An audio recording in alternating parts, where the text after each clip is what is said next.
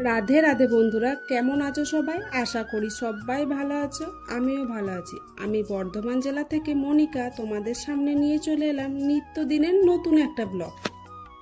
আশা করছি আজকের ব্লগটিও তোমাদের ভালো লাগবে।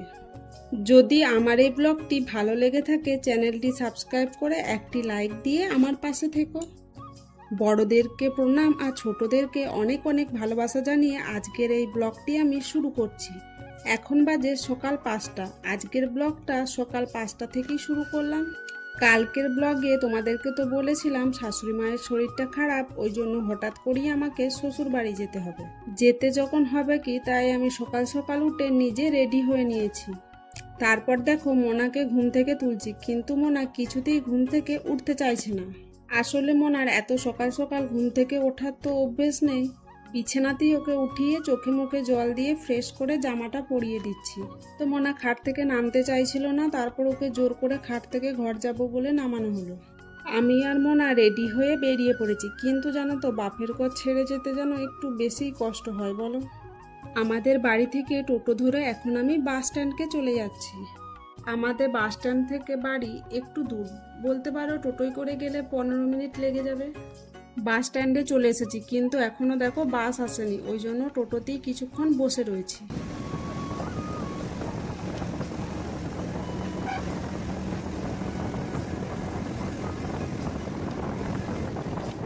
কিছুক্ষণ বসে থাকার পরে বাস চলে এসেছিল, তারপরে বাসে চেপে পড়েছি। কিছুটা চলে আসার পর মোনা ঘুমিয়ে গিয়েছিল। আমি তো ভাবলাম ঘুমোবে না, দেখো আবার বমি করবে নাকি। আর অনেকটা সকালে ওকে উঠিয়েছিলাম জানো তো, ওই জন্য হয়তো ঘুমও পেয়ে গেছে। আর সকালে না উঠলেও নয়, বর্ধমানের আমাদের ডাইরেক্ট বাস জানো তো একটায় 6:30, সেটা না ধরলে আবার আমাকে কেটে কেটে যেতে হবে। মোনা ঘুমোতে ঘুমোতেই দেখো বর্ধমানের বাস স্ট্যান্ড চলে এসেছিলাম। তারপর নেমে পড়ে ওখান থেকে আবার টোটো ধরে ঘরকে যাচ্ছি। আর মোনা জানো তো বাসে যেতে অতটা পছন্দ করে না, কিন্তু টোটো বা ট্রেনে হলে না ও কিন্তু পুরো মজা নিয়ে নিয়ে যায়। এদিকে দেখো আমি টোটো থেকে নেমে পড়েছি, বড়বাবু দাঁড়িয়ে ছিল, ওই জন্য আমার ব্যাগটা নিয়ে যাচ্ছে ঘরেতে। ব্যাগটা খুব ভারী ছিল, আমি মোনাকে কলে করে নিয়ে যাচ্ছিলাম, ওই জন্য বড়বাবু বললো দাও আমাকে ব্যাগটা নিয়ে রেখে দিয়ে আসি। বড়বাবু শুধু আমার ব্যাগটা বাড়িতে রেখে দেবে, আর টোটো জানো তো দাঁড়িয়ে আছে, ওই টোটোই করেই শাশুড়ি মাকে নিয়ে ডাক্তার দেখাতে যাবে। না দেখো বাড়িতে ঢুকি বদমাইশি শুরু করে দিয়েছে। দুটো বালিশকে খাট থেকে টেনে নামিয়ে ওই দুটোকে কিছুক্ষণ ধরে নিয়ে খেলা করলো। তারপর দেখো বলছিল খিদে পেয়েছে, ওই জন্য ওকে একটু ছাতু তুলে দিলাম। আর এদিকে আমি এখন জামাটা চেঞ্জ করে নাইটি পরে নেবো, কারণ কি বলতো জামা পরে না কাজ করা যাচ্ছে না, খুব গরম করছে। তো দেখো এখন আমার জামা ছেড়ে দিয়ে নাইটি পরা হয়ে গেছে। এরপর চলো তোমাদেরকে দেখাই আমি সারাদিন কি কি করব। এখন আমি শ্বশুর বাড়ি চলে এসেছি, দেখতে পাচ্ছ তোমরা। আর আজকে সকালে অনেকবার ক্যামেরা অন করেছি কথা বলার জন্য, কিন্তু জানো তো ভালো লাগছিল না কথা বলতে, তাই আর কথা বলিনি। দেখেছো অনেকবার ক্যামেরা অন করেছি। আর মোনা জানো তো প্রত্যেকবার বাসে আস্তে আস্তে বমি করে, কিন্তু শুধুমাত্র এবারেই করে না, কিছুটা আসার পরে না ঘুমিয়ে গিয়েছিল। আর আজকে অনেকক্ষণ উঠেছি, এতটা বাসে জার্নি করে এসেছি, তো আমার শরীরটা তো ভালো না, একটু মাথা ব্যথা হচ্ছে। ওনা তো এসে খিদে পেয়ে গেছিল, ওকে এখন 1 গ্লাস ছাতু তুলে খাইয়ে দিয়েছি। ও দাদুর সাথে খেলা করছে। ও কি বলতো অনেকদিন ওখানে ছিল তো, এরপর এসেছে তো খুব মজা পায়, মানে কিছুদিন পর পর যদি এখানে ওখানে হয় না, ও খুব মজা পায়। আর বড়বাবু তো বাড়িতে আছে, কিন্তু শাশুড়ি মায়ের শরীর খারাপ, কালকে ভিডিওতে বলেছিলাম তো, নিয়ে ডাক্তার দেখাতে গেছে। তোমাদের সাথে পরে বলবো শাশুড়ি মায়ের কি হয়েছে, কেন ডাক্তার দেখাতে নিয়ে গেছে, এইটা নিয়ে একদিন পরে কথা বলবো। আর জানো তো বড়বাবু আজকে আমার অনেকটা কাজ এগিয়ে দিয়ে গেছে। ধরো যখন আমি বাপের বাড়ি গেছিলাম, যে বিছানা চাদরগুলো পেরে গিয়েছিলাম বা ঢাকা দিয়ে রেখে গেছিলাম, বালিশের কভারগুলো এসে পড়তো কাচতে হবে, কারণ ধুলো জমে যায় না, অনেকদিন পাতা আছে। কিন্তু বড়বাবু আজকে সকালে ঘুম থেকে উঠে সব মাখিয়ে কেচে ছাদে মিলে দিয়ে গেছে। আর রান্না বান্নাও জানো তো অনেকটা এগিয়ে দিয়ে গেছে। ভাত একটা তরকারি হয়ে গেছে, আর কিছুটা বাকি আছে, পুরোটা কমপ্লিট করতে রান্না পারেনি, আমি কিছুটা করে নেবো। চলো তাহলে তোমাদের সাথে আবার পরে কথা বলবো। এখন আমি একটু কাজ করে নিই, কাজ করতে করতে তোমাদের সাথে কথা বলবো।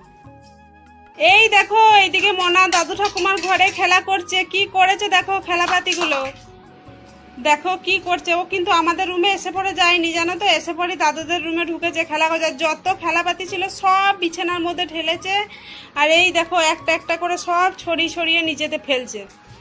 দেখো রুমটার অবস্থা কি করলো দেখো সঙ্গে সঙ্গে এসে। আমার মুড়ি খাওয়া হয়ে গেছে, তারপর আমি চলে এলাম রান্নাঘরে। আর দুধটা দেখো গরম করতে বাকি ছিল, ওই জন্য দুধটা আগে গরম করে নিচ্ছি, না হলে খারাপ হয়ে যাবে। আর তোমাদেরকে তো বললাম বড়বাবু অর্ধেক রান্না করে গেছে, এখন আমি দেখো ডিম ভেজে নিচ্ছি। আজকে বড়বাবু আমার কাজটা যদি একটু এগিয়ে না রাখতো, আমার যেন তো খুব কষ্ট হতো। ও জানে যে এতটা জার্নি করে মনিকা আসবে, একটু কষ্ট হবে, আমি করে রাখি কিছুটা। সবার জন্য একটা একটা করে গোটা গোটা ডিম এক এক করে ভেজে ভেজে রাখছি। এটা হচ্ছে লাস্ট, এটা ভাজা হয়ে গেলেই আজকে ডিম ভাজা হয়ে যাবে।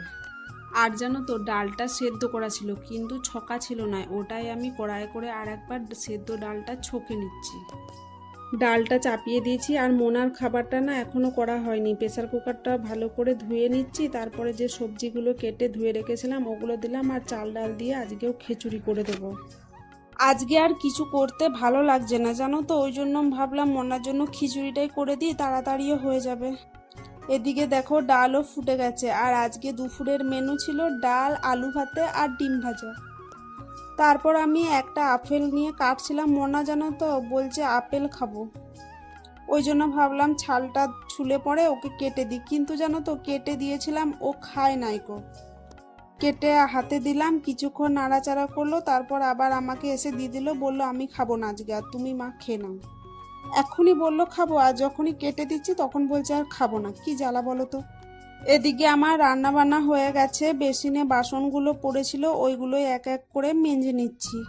রান্না তেমন কিছু না করলি বা বাসন দেখো কত জড়ো হয়েছিল। আর রান্নাঘর বাগাতে জানো তো বেশি সময় লাগে। আর রান্নাঘর হোক বা এমনি ঘরই হোক, দেখবে একটু পরিষ্কার পরিচ্ছন্ন না রাখলে দেখতেও ভালো লাগে না। এতদিন তো ঘরে ছিলাম, সব কাজ মাই করে দিচ্ছিল, আমি তো সেরকম কিছুই করছিলাম না, কিন্তু এখানে কে করে দেবে বলো, নিজের কাজ তো নিজেকেই করতে হবে। তাও বড়বাবু যে কটা দিন থাকে আমার কাজে যেন তো খুব হেল্প করে, অনেকটা এগিয়ে রাখে সব কাজই। আর মোনাও যেন তো এখন বাড়িতে নেই, তাই ভাবলাম তাড়াতাড়ি করে নিই। মোনা হচ্ছে পাশের বাড়িতে আন্টিদের ঘরে গেছে। মোনার যেন তো কোনো অচেনা নাই, যে ডাকে তার কাছেই চলে যায়, আবার যে ধরো ঘরকে নিয়ে যায় তার ঘরে গিয়ে খেলা করতে। আমার বাসন ধোয়া, গ্যাস মোছা, সমস্ত কাজ রান্নাঘরের কমপ্লিট। দেখো গ্যাসটা মুছে একদম চকাচক করে দিয়েছি।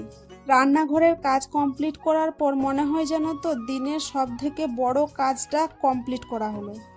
তারপর আমি মোনাকে খাইয়ে চান করিয়ে দিয়েছিলাম, তারপর আমি নিজে চান করে এখন ছাদে চলে এসেছি। দুটো বিছানা চাদর আর বালিশের ওয়ার মেলা রয়েছে দেখতে পেলে, এগুলো কিন্তু বড়বাবু কেচে মিলে গেছে, আর বালতিতে যেগুলো ছিল সেগুলো আবার আমি এখনই কাচলাম।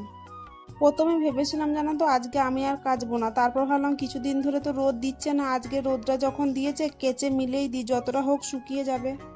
আর বড়বাবু যেগুলো কেচে মিলে গেছিলো সেগুলো কিন্তু শুকিয়ে গেছে, ওগুলো তুলে নিয়ে চলে এসেছি। এখন বিছানার চাদরগুলো ভাঁজ করে রেখে দিচ্ছি, আর বালিশের ওয়ারগুলোও কেচে দিয়েছে, ওই জন্য বালিশের ওয়ারগুলো একেবারে পরিয়ে নেবো, না হলে আর পরে হলে না আর হবে না, ওই জন্য ভাবছি একেবারে পরিয়েই নিই।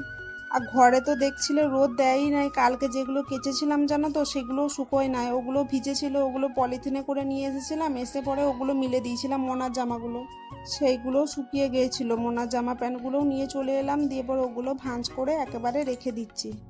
জামা প্যান্টগুলো ভাঁজ করতে করতেই মোনা আন্টিদের ঘর থেকে চলে এলো। আমি জানো তো মোনাকে দেখাচ্ছি, দেখ তোর বালিশের ওয়ারটা না একটুখানি কোথায় ছিঁড়ে গেছে। ও বলছে এটা কে ছিঁড়েছে বলো তো মা? আমি বলছি তোর বাবা কেচেছে, তো তোর বাবা মনে হয় এত জোরে জোরে কেচেছে ছিঁড়ে গেছে। মোনা কি বলছে জানো, বলছে আমি কিন্তু আর ওই বালিশের ওয়ারটা নেবো না, বাবাকে বলবে আমার জন্য আবার একটা নতুন বালিশের ওয়ার কিনে দিতে। আমি বলছি সেলাই করে দেবো রে, বলছে না না সেলাই করলে আমি নেবো না, ছিঁড়াটা তুমি সেলাই করে দেবে, আমি নেবো না। এদিকে রান্না বান্নার জন্য যে গুঁড়ো মশলাগুলো লাগে ওগুলো যেন তো দোকান থেকে কিনি না, গোটাগুলো কিনে নিয়ে আসি, ঘরে মিক্সিতে গুঁড়িয়ে নিই, সেগুলোই শেষ হয়ে গেছে সব। তাই ভাবলাম শেষ হয়ে গেছে, একা হাতে রান্না করতেও অসুবিধা হবে, আবার বাড়তে হবে, তার থেকে ভালো হবে একবারে মিক্সিতে আজকে গুঁড়িয়ে রেখেই দিই। ওই জন্য আমি জিরে, ধনে, তারপর যে ছোলা কলাইগুলো হয় না ওগুলো গুঁড়িয়ে ছাতু করব। দোকান থেকে ছাতুটা কিনি না, ওটা গুঁড়িয়ে পরে ছাতুটা করি, ওটা কিন্তু খেতে দেখবে বেশি টেস্টি লাগে। মশলাগুলো গুঁড়োনো হয়ে গেলে এক এক করে কেঠোতে গুছিয়ে রেখে দিচ্ছি। আর জানো তো আজকে যে আমি সকালে কার মুখ দেখে উঠেছিলাম কে জানে, আজকের দিনটা আমার জন্য খুব খারাপ ছিল। আজকে তো আমি শ্বশুর বাড়ি এসেছিলাম, এখন জানো তো সন্ধে হয়ে গেছে, তারপর মোনাকে দুধ খাইয়ে দিয়েছিলাম, রাতের খাবারেরও ব্যবস্থা করা হয়ে গিয়েছিল। তখনও পর্যন্ত সব কিছুই ঠিক ছিল, কিন্তু তারপরেই এমন একটা খবর এলো, সব শেষ হয়ে গেল। কখনো ভাবিনি আমার সাথে এরকমটা হবে। আর জানো তো মাঝরাতেই শ্বশুর বাড়ি থেকে বেরিয়ে পড়তে হয়েছিল। আর তখন মনের অবস্থাও অতটাও ভালো ছিল না যে ভিডিও করব আর তোমাদের সাথে শেয়ার করব। আর আমার সাথে বড়বাবু আর মোনা তিনজনাই গেছিলাম। আর এত রাতে কিসে করে যাব বলো তো, ওই জন্য 4 চাকা ভাড়া করেছিলাম। আর মোনা জানো তো আজকেই মামার বাড়ি থেকে ফিরেছে, আর আজকেই মামার বাড়ি আর যেতে চাইছিল না, খুব কান্নাকাটি করছিল না যাওয়ার জন্য। আর রাস্তায় যেতে যেতে অনেকবার বমিও করেছে, আর ওর শরীরটা পুরো ক্লান্ত হয়ে গিয়েছিল, ওখানেই ঘুমিয়ে পড়েছিল গাড়ির মধ্যে। তো বন্ধুরা, আজকের এই ব্লগটি এখানেই শেষ করছি। আশা করছি আজকের ব্লগটিও তোমাদের ভালো লেগেছে। সবাই ভালো থাকবেন, সুস্থ থাকবেন। কালকে দেখা হবে আবার একটি নতুন দিনের নতুন ব্লগ নিয়ে।